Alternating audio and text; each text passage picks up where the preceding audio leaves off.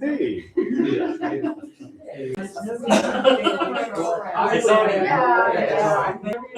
But she was That's very cool. So I'm guilty. And now after 4 hours, So every season, they have like spring and fall.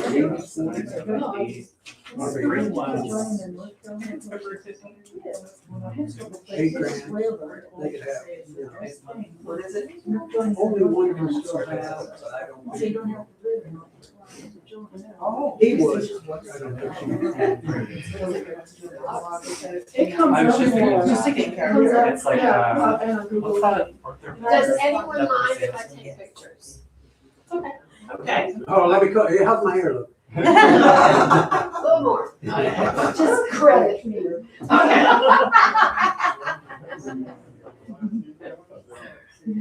Yeah, no, I've heard that you did. Well, maybe not. Look into it, especially if you're really active. No, it's not. Oh, dear. You give folks, Yes. because I will. Well, greetings, everybody. Hopefully I'm in the picture. I'm getting in the picture right now. There you go. All right. So thank you for being here, and thanks to the people who are watching virtually from wherever they are. We hope we had a very good live feed for the workshop and hope everything works just as well for this. So we will see. And so tonight is today, which I should say, is the 735th meeting of the Poetry Society of South Carolina, as far as our official meetings. And this is the, I guess, seventh that we've done in Columbia since we started, trying to be statewide last year. So it was not as long as Charleston. So we got like a 700 and some meeting lead on Columbia at this point, but hopefully we'll even that up at some point. So the 100 years ago this month in January 1926, the featured reader was Dr. Addison Hibbard, and he was mostly known for being a teacher, a professor, and for writing textbooks, English textbooks. And he has a couple that I think really had a long run, maybe before anyone's time here, but they were used over and over and over again. He was a professor at the University of North Carolina when he read for the Poetry Society in 1926. He was born in 1887. He taught in Japan for many years. He served in World War I in the Navy. And then he spent all the rest of his academic years at Northwestern University and died at home at the age of 58 in 1945. So I guess he got to see the end of World War II as well as World War I. And in honor of Addison Hibbard, for the door prizes, if you look at your programs, on the back, on the listing of the board, most of you, almost everybody, will see in the corresponding secretary slot, which is just a few down from the top, you will see Zachary Williams. But for the two winners of the door prizes, you will see Addison Hibbard as your corresponding secretary. So who won? All right. You can always give it to Al. Okay, and who's the second winner? Corresponding secretary, Addison Hibbard. Come on, it's out there. Someone has this. Are you looking? It's out. I checked. It has been given away.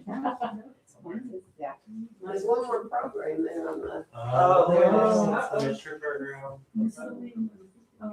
No, this is record. They have a stock over there. I thought we were just- All right. Well, it just disappeared into the thin air. But who wants the second door prize and was willing to fight for it? Nobody even wants it. I want it. Okay. I'll read it. Okay, that's over with. Thank you. Anyway, we have a great program ahead, and I'm very much looking forward to sitting back and running it from over here in the corner. I pay no attention to the man behind the curtain. I am going to be making sure everyone's in the picture and everything goes well, and also reading the chat. And if anything gets said that needs to be said out here, I'll tell you. But we're going to start with Robin. It's going to do the introduction of our opener.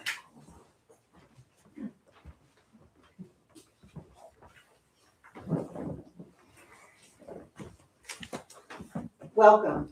I think the first thing I should say about our opening poet, who is Fayaz Kabani, is that it is because of this lovely man that we have this amazing space. He secured this for us, and we greatly appreciate this the last time, because we had been searching. And I have to also mention that Al Black, because this is our last of this year in Columbia, has been absolutely essential to us managing anything here in Columbia. So thank you so much. I never could have done it without you. Literally.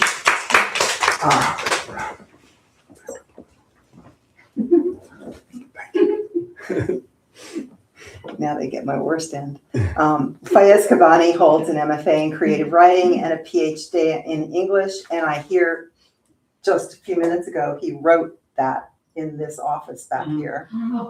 So holy space right there. From the University of South Carolina, and is currently the chair of the Allen University English Department.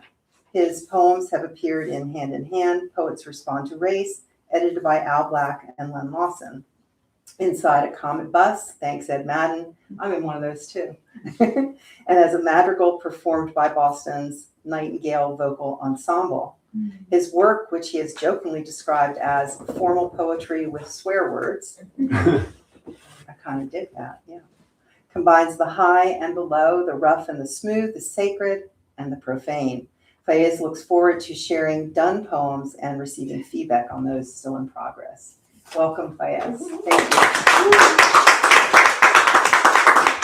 I have a handout for the last poem I'm going to read, and I made 10 copies, so a couple of y'all might need to share, but you pass that around. Fayaz, unlike the poems like, poems like, yeah. I can come. You all too. Yeah, right. All right, so I want to thank the Poetry Society of South Carolina.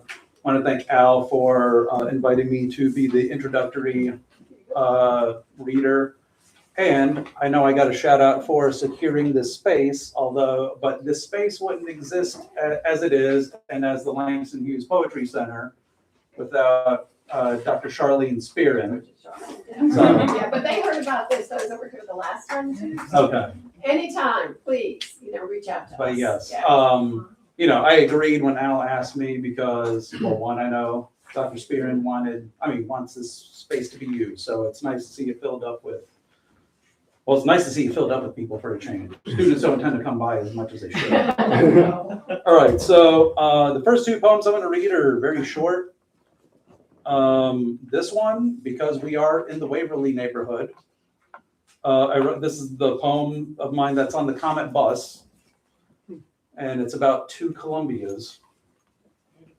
This is called Stranger. Some folks assume it's unsafe to be out walking down the tree-lined streets of Waverly. I've never found a smile withheld from me, a brown dude be bearded from fall till after February. When I'm in 5 Points or at USC, I sometimes get a look that says, go back to your own country. Little do they know I plan on going home next week to see my mom and dad in Spartanburg County. Actually, my dad was one of the people who was worried about me getting a job here.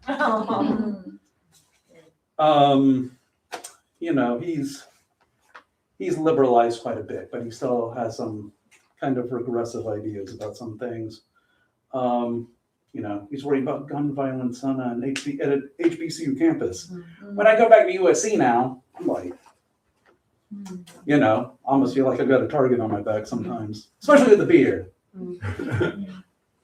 All right, this poem, it's the first time I've ever read it. I don't know how much I actually like it. I wrote it. How many people have been been graduate teaching assistants before? A few of us. So, you know, at USC, as at all big research universities, right? They'll tell you composition is the backbone of college education. That's why we're going to have all these TAs teach these classes, and we're going to train them for 3 days and throw them in the classroom. So this is actually a found poem. This was based on whatever handout that they gave us, whatever year this was. It's called Orientation. Need a breakthrough? See a couple of classic film clips. Play the what would you do game with perplexing scenarios and troubleshoot the ethical dilemmas that inevitably arise. Assess non-native speakers more objectively. Pick up lunch. Find current versions of curricular documents organized in a streamlined, user-friendly format. Profile a different instructor each week. Offer researching and writing about vampires and literature and culture. Conclude with the Q&A session. Visit us on Facebook to see our awesome new space. Please contact Christy Friend with any questions. My favorite part of that about that poem is putting in Christy Friend's name. Don't bother her, please. Hold on. I'm holding off this one till last. Oh wait, there's another handout here. Oh, If anyone needs one. All right, this poem I'm going to read. I don't think I've read this in 20 years. This was actually the first poem I ever read aloud to an audience, I think. I mean, yeah, at an actual like official reading. They used to have this fall festival. I think they still have the fall festival of writers at USC. I don't know if they still invite graduate students to do like an opening, opening event. But I got recruited, and I read this poem called "Philosophy of Decomposition." A lot of I've thought about updating this, but it seems so much a product of its time. One, my sort of overly enthusiastic undergraduate mindset. Also, just the differences in technology. The fact that, you know, you'd actually have to go to www.nytimes.com to look at things. So yeah, briefly, because I think this does need some background. Oh, and originally when I submitted this for a workshop, it had 10 footnotes. So that became a thing that kind of derailed some of the discussion was, what do we do about a poem with 10 footnotes in it? And really, you know, it's about physics. It was about superstring theory and the multiverse and how it was upending some notion. He's on his honeymoon, or at least this is the Anthony Hector joke, right? And he's sort of lamenting that the sea of fate is dwindling, it's fading, it's receding from the shore. So I was sort of seeing this, you know, contrary notion of string theory as like, hey, the scientists don't know what's going on either. Like, you should buck up. All right, so let me get to it. Philosophy of Decomposition, inspired by a new view of our universe, only one of many, October 29th, 2002. Matthew Arnold, I wish you could have seen the New York Times today and read what I now read on my monitor's screen. The words in front of my astonished face state in plain English that the space physicists thought created may possibly be erroneous and outdated.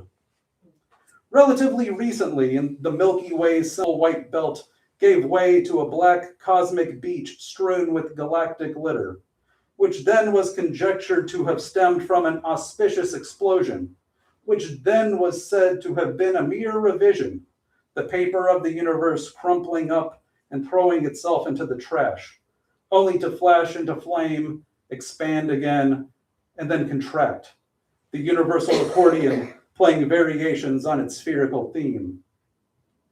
But physics still had to construct a bridge from the smooth, monumental realm of relativity to the churning squall of the quantum sea. Along came doctors with strings as from a fiddle, quickly spinning scaffolds to span the space, claiming their torrential lengths of yarn would be sound and sturdy enough to do the trick. But Matt, if I may be so bold, I've got some news for you. Throw away the gloom of your grand chartreuse and take another peek at Dover Beach. The tide steadily rises, swelling smoothly, and the pables grate and churn cheerily. For now the views of those brainy few crumble like a stale saltine.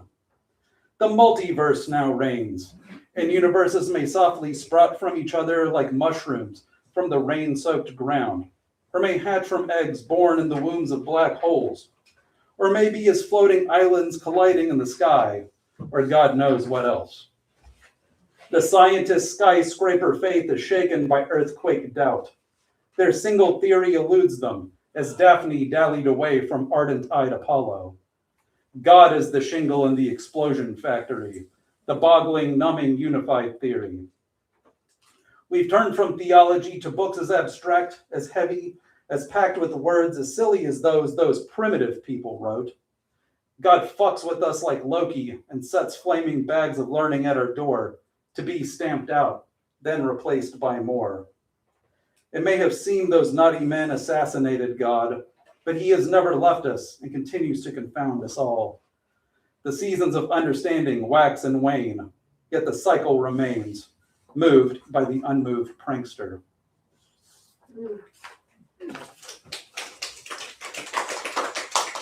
Oh, and I should tell you, actually, I don't have to tell you this, but when I read that poem, that was the first time I'd ever read a poem. I had just had pilonidal abscess surgery, and the nurse who was supposed to change my dressing didn't show up. I hadn't even taken a shower because I was waiting for her, and then I got a call she couldn't come. So coming there all like kind of grody, and then thankfully they had a lectern because there were like 100 people in the audience. My right leg was completely off the ground the whole entire time because all my nerves like went straight to my leg. And well, I don't want to toot my own horn. I don't know how that hit y'all, but when I looked out at the audience halfway through, I was like, well, I'm going to try to clean it up. But I knew I had them eating out of my hand. That was a very good feeling. That is great. Oh yeah, and then hold on, Larry, do you remember Mitch Fry? Okay, Mitch Fry was reading a poem after me, and he said, "How do you follow that?" And then the poem that he read was, I think, like 6 lines long. Yeah. Yeah. There's a lot of good poetic devices in that piece. Oh, thank you. Yeah, absolutely. All right, so some of y'all have a handout, and those of you watching at home, there are a few copies of, or a few paintings titled Madonna with Child, circa 1510 by Giovanni Bellini. But this is an ekphrastic poem. Saw this painting in Atlanta back in 2005 or something on a field trip. Dr. Fred Dings took us to, go see Billy Collins and figured it'd be easier to take us to see Billy Collins and it'd be cheaper than to have him come to our school. And no, I again, I'm from, I'm like Muslim / agnostic / atheist or something. But yeah, religious art never really sort of stuck out to me, right? Seeing pictures of Madonna and Child. Now, Caravaggio is like my favorite artist because he really puts, human emotion into those pieces. But, well, hopefully the poem will let you know how I felt about this. But I was really struck by this painting. And hopefully you can sort of see why I decided to choose this one as well. And I'll let my poem do the talking for me. Giovanni Bellini's Madonna with Child, circa 1510. You approach the piece with unsure steps, uncertain it deserves your scrutiny. On second glance, you see it's safe, a subject you know. No Broadway boogie-woogie here, no pot of paint flung into your face, no beasts running rampant. You simply see the Madonna and the child. They seem to be just as they should, the center of your focus and esteem, an old theme that you trust. But as you perch yourself in front of them, waiting for the bread of inspiration, or maybe just its crumbs, you feel as though someone had barred you behind a wire door. Sure, the Madonna's dressed demurely enough, wearing an orange frock, a lily hood, and a dark robe, the color of crushed grapes. But she looks past you, or through you, as if you really aren't standing in front of her. Or is it that she's afraid to meet your gaze, and so looks distant as an emperor? She even holds her son's left foot in her hand, as one would hold a cold, wet, dead fish. No wonder that he tries to pry her hand off of his naked, fleshy chest, and looks toward his right, at that which she can't see, a toy perhaps, that he's unable to reach. Maybe she'd smile at you if she pulled back that green drape, which is of the same cloth as her dark robe, that bars her view of the hills, the single naked tree, and the distant sea, took off her habit, donned a summer dress, and let the sun touch her. Thank you.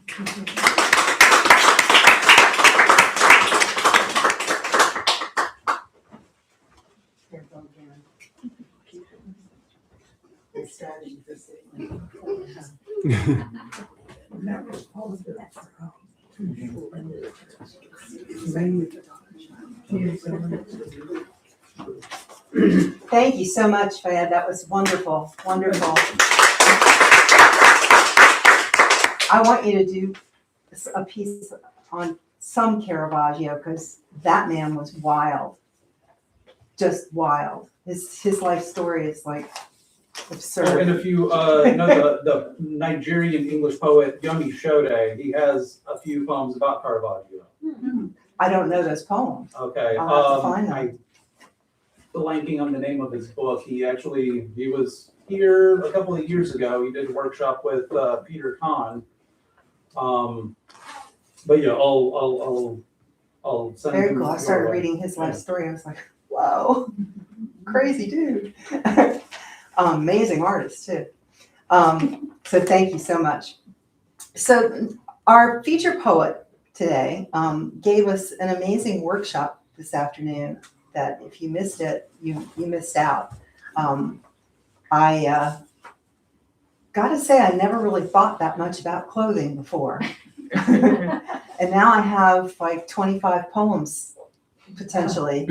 I don't know. It's very interesting to make us think about, something that you don't, something mundane, but meaningful, so meaningful. So thank you for that. But I'm very excited to have Danielle here. I have known her for several years now, and I think we met first on Zoom. Yes, ma'am. Back in the COVID times when Len was giving those little poetry critiques. We were all desperate for communication at that point, desperate for anyone to know what we were doing. And Len Lawson absolutely loved her work, by the way, but it used to crack me up because when Danielle would present the poem that she brought to that critique, all of a sudden there'd be this moment where Len would go, "That is such a Danielle poem." And then he'd go on to explain what he meant. It was just really funny because he didn't say that about the rest of us. The rest of us, it was a little more nuts and bolts, but it was a Danielle poem. So I think you will enjoy the experience of finding out what that is. And I got to know her more because we were actually finalists together. So was Evelyn, who's here, for the Carrie Nicken thing. I can't remember what year it was, but I think you won it the next year. And so we had all done a workshop and reading together when we were on that slate. And so we got to know each other's work a little better then. And all of the people that were finalists there have gone on to do all kinds of amazing things. lots of books come out, lots of awards, lots of things. So it's kind of a pretty cool little core group that I got to know a few years back. And Danielle was one of them. But the other reason that this woman blows my mind is I also was a full-time high school teacher. And I didn't even raise as many kids as she was raising. I only had 3. Yes. And just to end with a bang, her last 4 and 5 are twins. So yay. Because that I don't even know where it is, you know. So she did all that and has just finished her doctorate, by the way. Congrats. It's insane that she has done all of these things because I know how little time you have for any one of them would be daunting.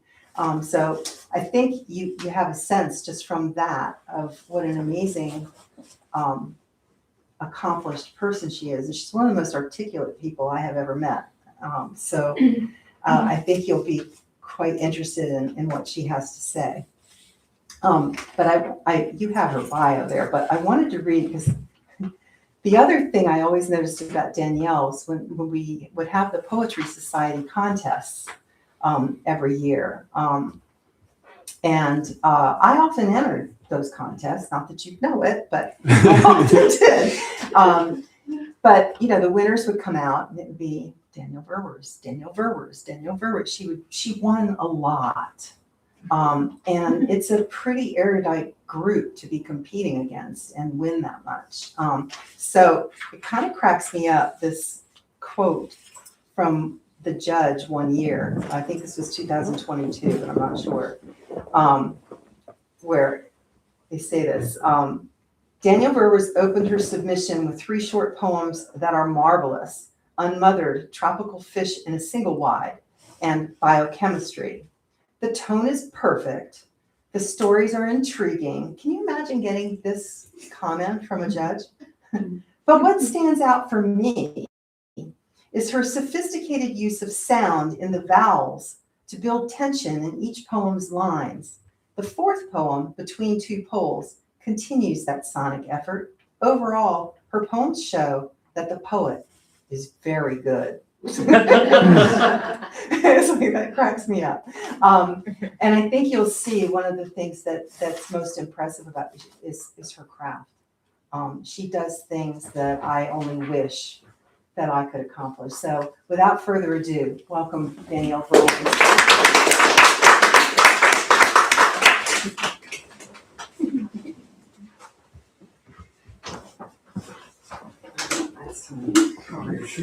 Well, I have to say, as a public educator, it is so lovely to receive nice feedback. My most recent feedback from a student after working on some assignments together was, how do I get another teacher? I got that comment a lot. Yeah. So it is so lovely to be in a room of people who are happy to hear poetry. The poetry workshop earlier was just delightful.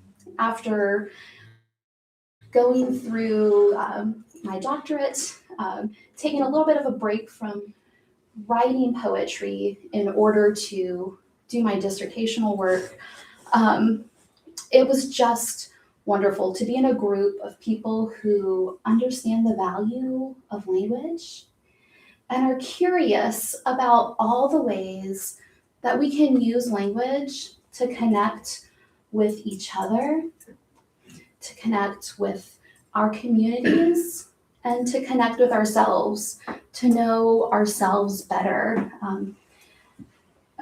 I have a lot on my plate. I do have 5 wonderful children. My oldest 2 are moved out of the house, living on their own, which is just mind-blowing. And I have 3 daughters at home, ages 17, and twin 12-year-olds.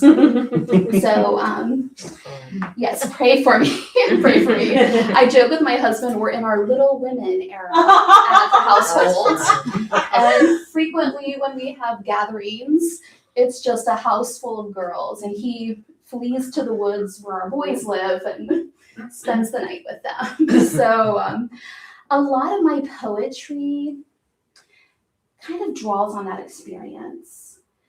As a woman, as a mother, a member of society, I often wonder, how do I convey these experiences around the ideas of family and domesticity and concern about the world at large while avoiding sentimentality?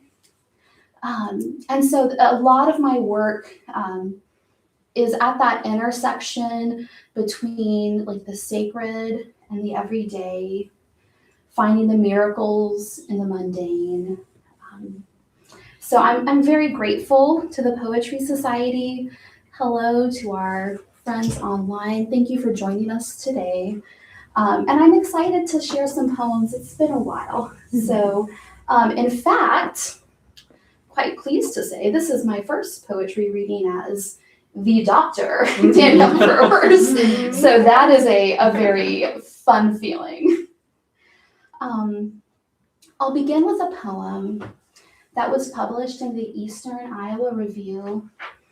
I think it was in 2020, and then more recently in a collection of their best of the best. And again, this poem is taking like those small moments at home and reflecting on those. It is a prose poem, and I'll begin. My daughter is 6 and unaware of the hazards of hail. How she longs to pass through this storm barefoot in the hot twilight, just to feel ice on her skin, to tilt the cold marble paradox, roll it in side to side in her cupped hands. She hungers to bite into the miracle as if it were sweet manna from heaven, skewered on blades of green emerald grass. Instead, she watches, shielded from the ricochet of BB gun hail, protected from the aimless cold bullets. Rivers rise. She waits for bangs to fade into pacifist rain, for every pewter cloud to shrink empty as winds hasten the promised evening, a forecast for peace. And I think that poem sort of naturally leads into a more recent poem in light of recent events with Renee Good. You know, we live in Columbia, many of us do here. Some of us have traveled a long way to be here, and thank you for those of us who've made that journey today. One thing that makes Columbia special is its connection to the United States military. I'm an Army brat. And so I carry with me all the advantages that gave me, sort of the tolerance that I learned as a young child for different ways of living, different ways of communicating, different ways of being, and different expectations. And I also carry with me sort of the pain of displacement and the sacrifice that families and children make to when their family members serve,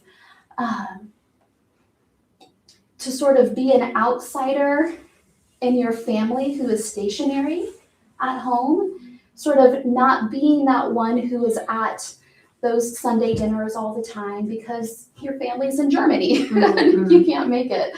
So you live this duality as a military child. And I have found a lot of comfort in the city of Columbia because there are others who have that shared experience. And they understand the ways that through noble service, there are also extreme sacrifices made by people who have no say in it, the wives and the children who are displaced. I guess in some ways maybe I'll always be a little bit of a gypsy soul. Not sure really where I belong, though I've been in Columbia for many years now, and it feels the closest I've felt to home.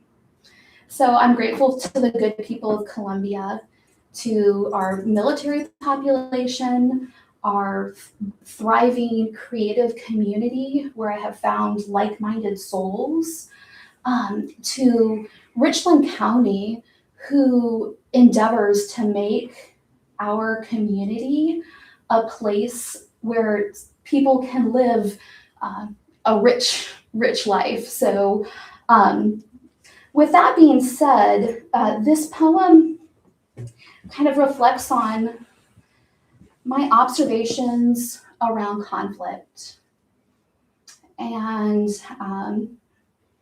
I think at my heart, though I have family in the military, my grandfather and so many of my relatives served, I think I tend towards pacifist by nature. I understand all the reasons logistically how that's hard for a society, but this poem, it has not yet been published. It's for Renee Good. It reflects on my experiences throughout life, reflecting on conflict. An incomplete catalog of global conflict. 1, 1989. We are living in the Black Forest, stationed in Germany, when the wall begins to fall. At least, this is what I am told. All I know with any certainty are the salt mines, the train ride into the cave, the small shaker of salt on the way out, and how the grains felt like sand on my tongue. 1991. Peter Jennings on Channel 9 talks tanks and men on the evening news. Soldiers sweat in fatigues that match my dad's. I have been lied to my entire life about the Tooth Fairy and Santa Claus. So when my dad promises he won't deploy, I am a skeptic. Choking on tears, barely breathing, I run to my room, burrow under the quilt to hide, left to wonder when he will leave and what makes a war a gulf.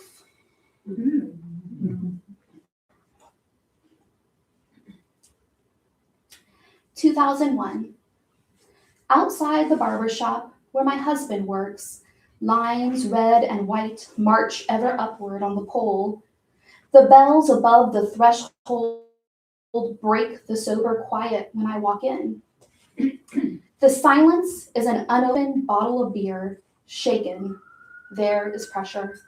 Every eye on the TV, a breaking report on the screen, 2 pillars of smoke. I avert my gaze and stare at the Carrara tiles beneath my feet, the unswept locks of hair, an open bottle of aftershave, the corner clock, its gold pendulum, upends my stomach with its vertigo sway. And I cannot utter the news I came to bring about the white plastic test at home, those 2 pink lines. 2022. When your child is a man old enough to be drafted, news of another war is a Russian north winter wind. It stabs to the marrow. And there is no blanket. heavy enough to warm a barren, treeless tundra. 2026. The news says an American poet is slain, a good citizen shot through the windshield of her SUV by federal thugs drunk on power, lurking about the city in unmarked cars. Surely, this is a bad dream. All I can think is it could have been me. My God, it could have been me. Everyone knows the good poet dies twice, once in the flesh and once on the page. Blood is its own ink, the skin a paper. A martyr and a mother, the good poet, will die again and again for the 3 children she left behind. A traffic ticket, her only real crime.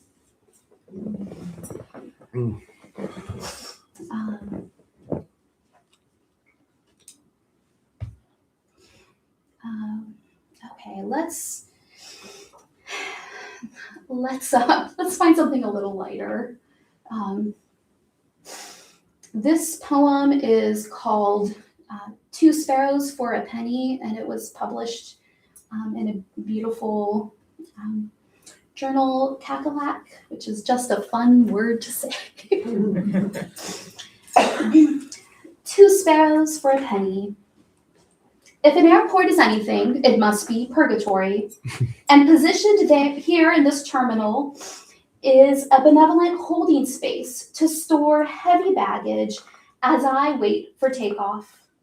A hollow metal locker contains all my small treasures. I sit perched near a wall of windows. Flock after flock drift into the blue. 2. Milton, the bishop, not the poet, believed humans could soar with time. Brethren mocked his vision, convinced all the schematics to be sketched were drafted, nothing new under the sun to be invented. Still, Milton knew his son's DNA, aviation faith, their eyes fixed on the heavens, iris bright with flight. Typhoid took Milton before fruition. He missed it, how his offspring fulfilled the prophecy. The boys flew with sparrows. 3. No one sings songs about 2 sparrows for a penny. Instead, we sing about our own ascent.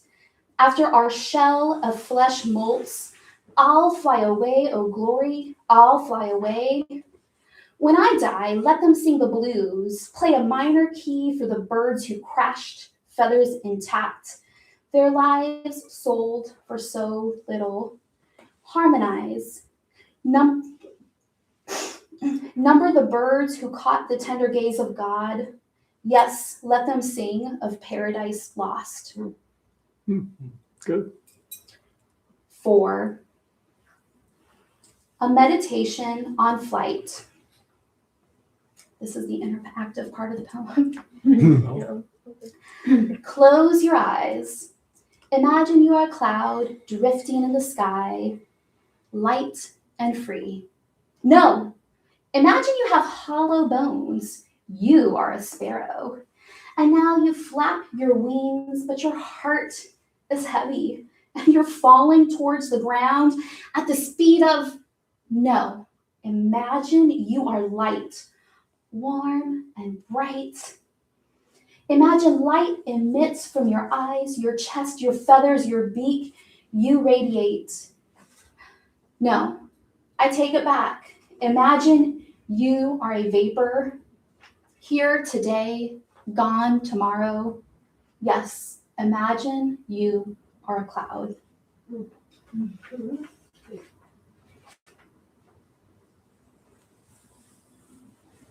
So I had so much fun with a wonderful group of poets this afternoon at our poetry workshop. We talked about garments as a gateway.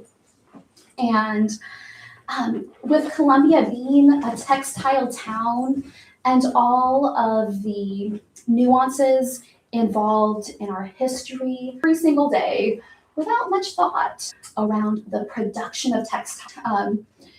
We took some time to explore the idea of embodied dress theory and our clothes as a second skin.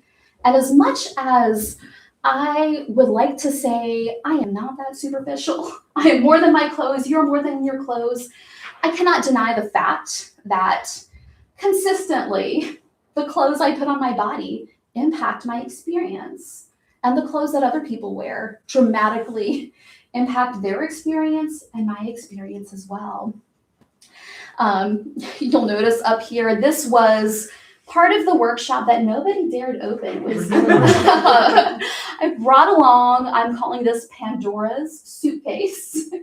I guess we'll never know what was inside. But I do believe in multisensory learning, and I think that's why I love poetry so much, is because it requires the writer, the reader, the listener to engage in their sensory experience, whether it is through the image, whether it is through sound, and that is what keeps drawing me to poetry again and again and again. In our workshop today, we talked about the impact of beloved items made with care that are given to individuals.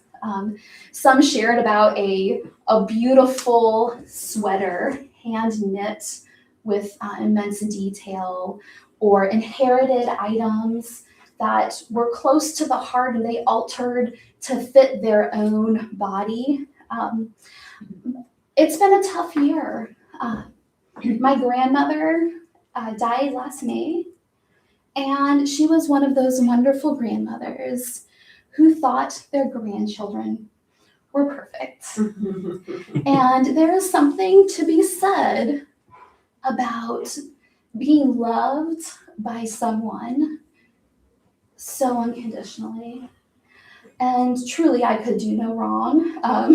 My mother, who is joining me today, I'm sure I remember one conversation we had where I was spending some time with my grandma in the summertime, and grandma let me eat ice cream every morning for breakfast.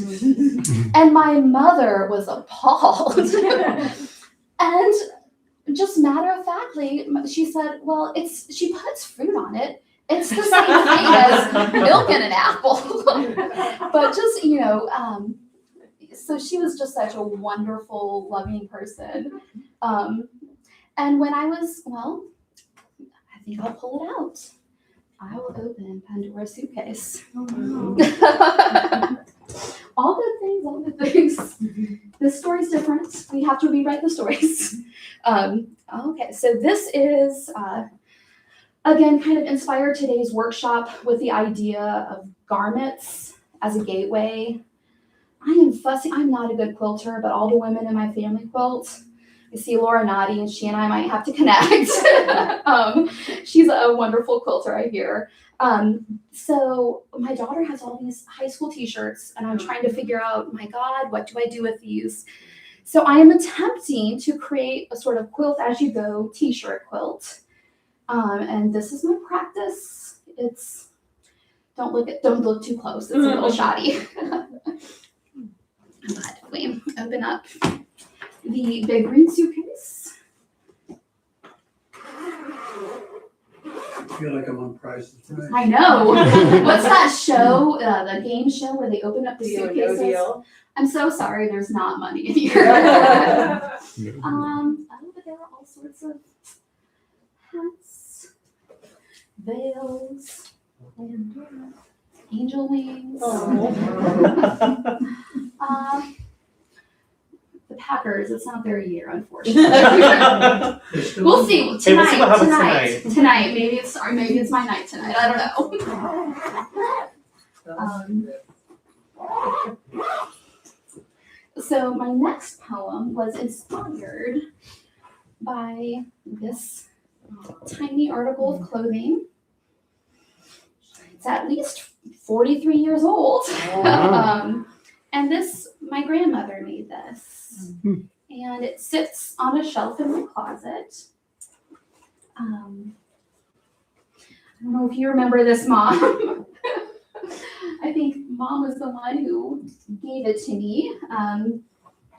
After going through all my old things, as mothers do, like why is all of my children's stuff in my garage? So this poem was inspired by this little sweater and by my grandmother. Danielle, back up. Oh, Thank you. you need to put an X right here. You're good.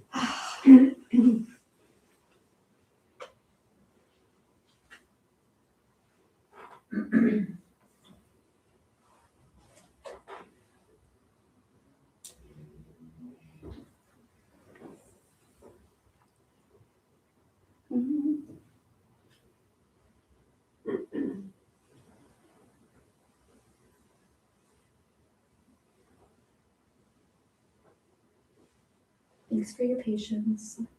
I have a little bit of ADHD, so I get scroll happy from time to time. Do I have any fellow clickers? If something's not working, you just click, click, click. My husband, who's in technology, insists that is unhelpful. And yet I can't help but believe clicking is the key. There's a poem in there somewhere. There is. Clicking is the key. This one is called Spring Cleaning for Beverly. Tending those frail, sick bodies, shift after shift, must have made Grandma's arthritic hands ache. Still, she purled discount yarn, knitted the sleeves and hood on off-duty nights. She knew I would need something to keep warm. Each April, I tidy the shelf where that old sweater sits. Run my finger along rows, how well her stitches held when all the others unraveled. Still not ready to place it along with the old shirts on the bed. I'm not ready just yet to let go.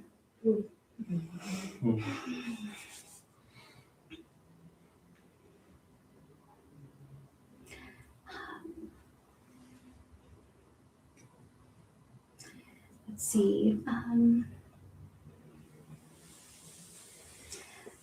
So this poem is a bit longer.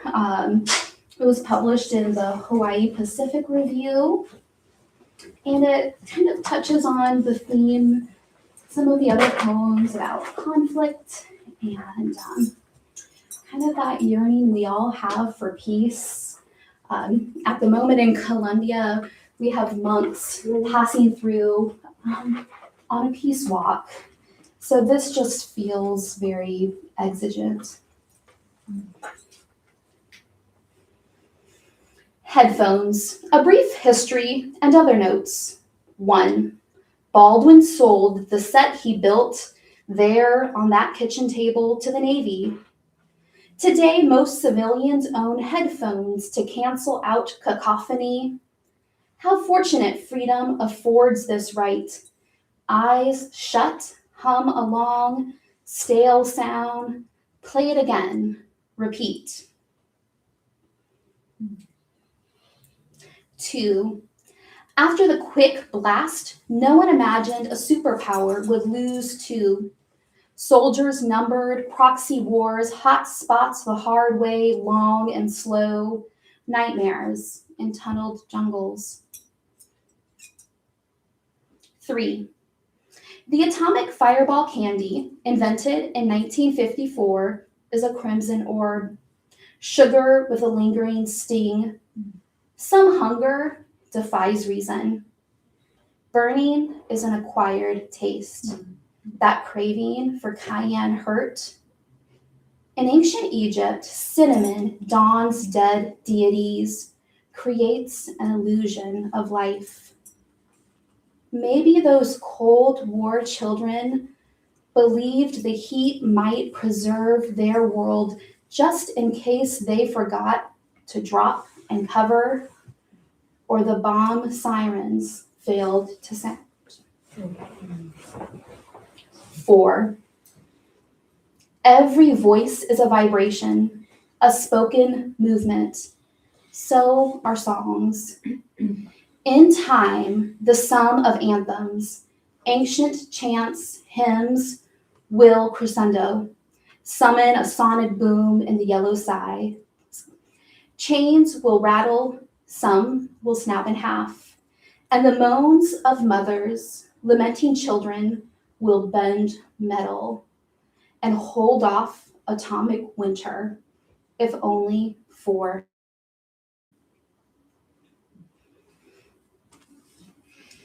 Let's see.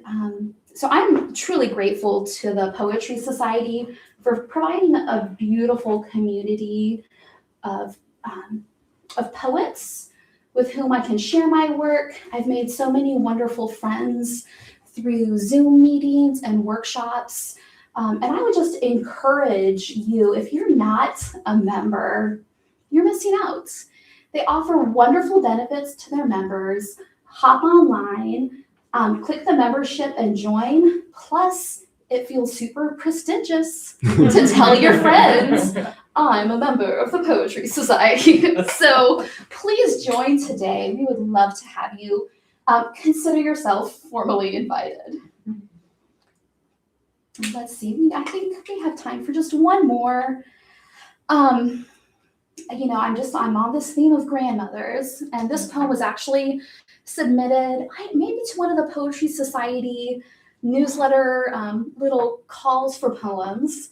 And this poem was in honor of my husband's grandmother, who also recently passed away. And she was a gem, a do-it-yourselfer. She did all the things. She ran a restaurant. She ran a town. She got a fire station built and made sure that was funded through community events. When her husband, who was a pastor, passed away, she just took that church over in his place, made sure it was done right. So this is for Colleen Benway. DIY. If it's got good bones, a little paint can hide a lot of sin. Grandma once said this, dotted with white primer, brush in hand. Dizzy, I breathe paint-thinned air, scrape away layers, get it off my chest. Lime green, baby blue, goldenrod, clay-like clumps of color crumple on plastic sheet, protecting the concrete ground. Skin burn, knuckle ache, wood emerges, graceful grains, below a coat of many colors. So many good intentions. Let's see, maybe I have time for one more. One thing, I'm grateful to have my mom here with me tonight. And she gave me a great love of water. When I was a baby, she took me to the pool, and it was the thing to teach babies to swim. And I don't think I've stopped since. I love the water. And this poem is sort of a scientific poem about the phenomena of bioluminescence. Bioluminescence. In diminishing gold light, I wait for natural phenomena. Nightfall, sea roll, the red tide algae bloom. This is no laser light show. Box office tickets, paid admission, there are no refunds, no money back guarantees. There's nothing to do but hope the phytoplankton arrive before I return east. One bloom won't be enough to illuminate the waves. It takes more than 1 million for sapphire glow to unravel. If Mother Nature is too tired tonight, perhaps it is for the best. She might be toxic And when I lick salt spray from my lips, the temptation to plunge my body into liquid light as it unfurls may prove to be too strong to resist. Thank you so much. Thank you.